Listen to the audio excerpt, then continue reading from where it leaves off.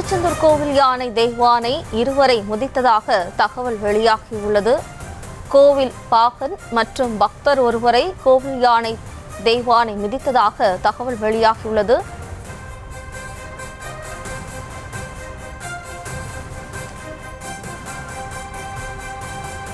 திருச்செந்தூர் கோவில் யானை தெய்வானை இருவரை மிதித்ததாக தகவல் வெளியாகியுள்ளது. கூடுதல் விவரங்களோடு களத்திலிருந்து நமது செய்தியாளர் அஜித்குமார் இணைகிறார். வணக்கம் அஜித்குமார், மேலும் விவரம். ஜெய்சி, நிச்சயமாக அதாவது அறுபடை வீடல்ல இரண்டாம் படை வீடாக போற்றப்படக்கூடிய திருச்செந்தூர் சுப்பிரமணிய சுவாமி கோயில்ல வளர்க்கப்படக்கூடிய யானை தெய்வானை. இந்த யானையை பாகன் பராமரித்து வருகிறார்.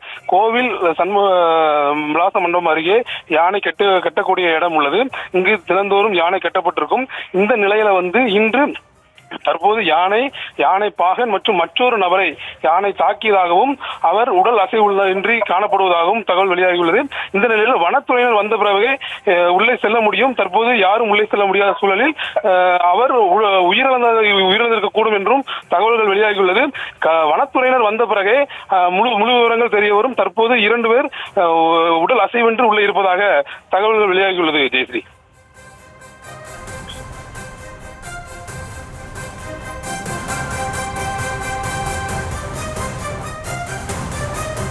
விவரங்களுக்கு நன்றி அஜித்குமார்.